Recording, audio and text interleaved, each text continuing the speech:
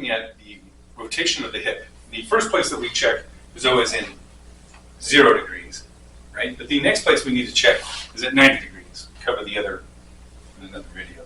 So what we want to do is we want to check the external rotation of the hip, and we can see 75, 80, a pretty good amount, but maybe too much, because then if we compare and contrast that to the internal rotation, we can see that she has maybe 15, 20 degrees. And that amount of rotation at 90 degrees, so when the hip's at 90 degrees, the internal rotation, external rotation should be even, and we can see that it's not.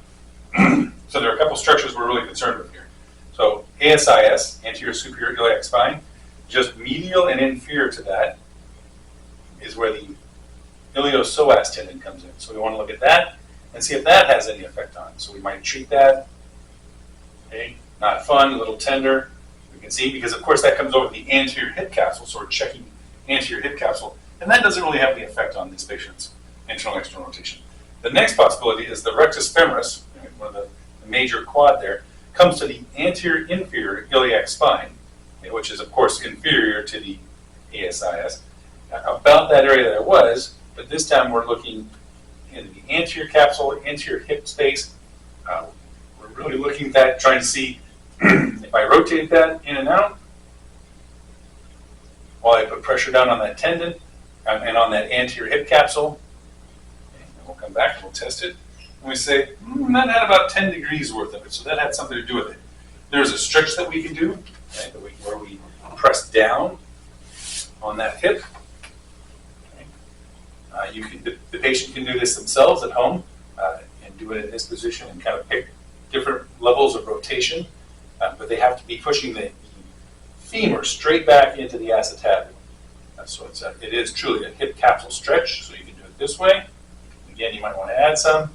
Remember again, that if you really want to make connective tissue changes, 2 minutes is about your minimum. And we can see, well, the posterior stretch of the hip capsule actually gave us a little more room in there. So there's another possibility. We want to look at the pelvic floor as it comes through. And let me show you where that would be. So if the anterior superior iliac spine is here, iliopsoas tendon comes through here. We palpated that.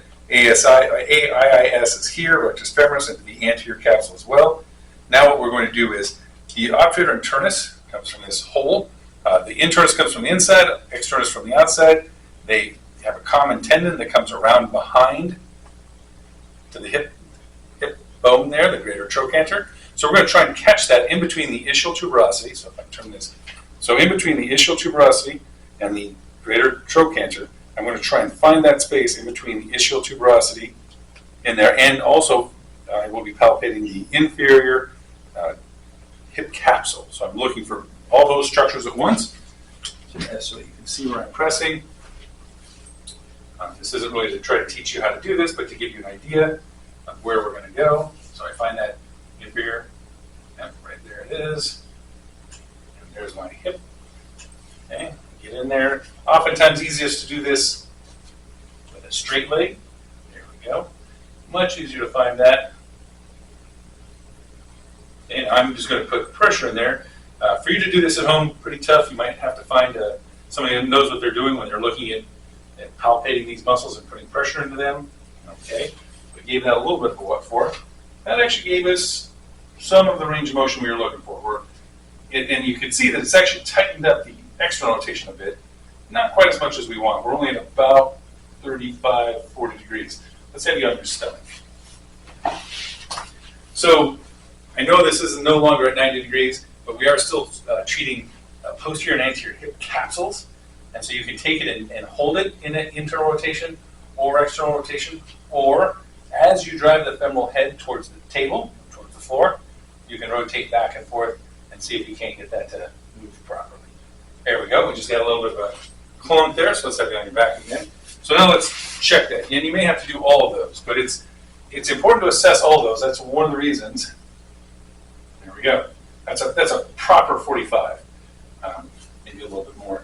You can see it's kind of tightened up this side. Not too bad, but it really definitely has given her that internal rotation of that hip at 90 degrees that's so important.